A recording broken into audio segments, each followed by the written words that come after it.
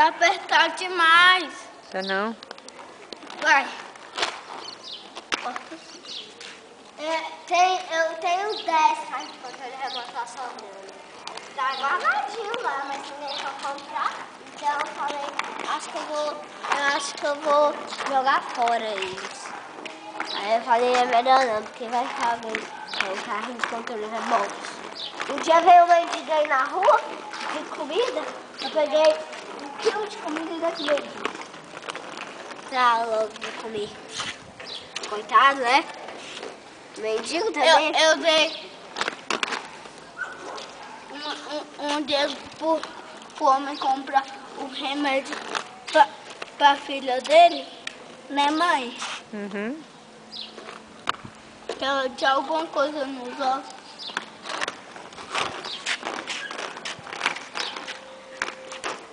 Só tá filmando? Olá, Bruno.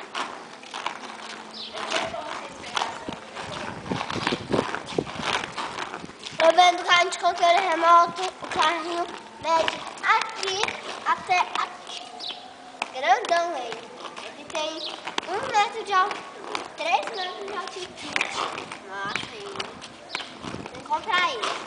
Mas ele também tá carinho. Ele tá 60 contos. 60 reais. Oh, me presta esses trequinhos aí. Nossa, demora tanto pra fazer troço. Você quer Eu guardar tudo certinho. Vocês também? Ah, você deu pra ele? Deu. É o teu, é? Vai, serve Os você? 10 aqui pra não vir na cara. Não, ela vai me pegar. É, nem Daí sei pra eu botar uma coisa. Meu capacete. Porque o preto eu gosto. Preto. E tudo isso. Manda a Luizinho tirar o dela. Dela. Pois é, tira que vai chover. Então, tchau. Falou. Deixa eu procurar.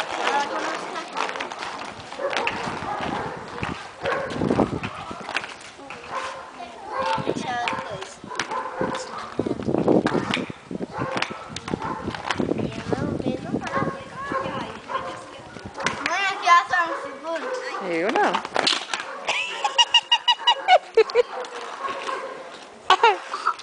Levanta, velho. Ai, tá doendo, mãe. Dá a mão. Minha bunda.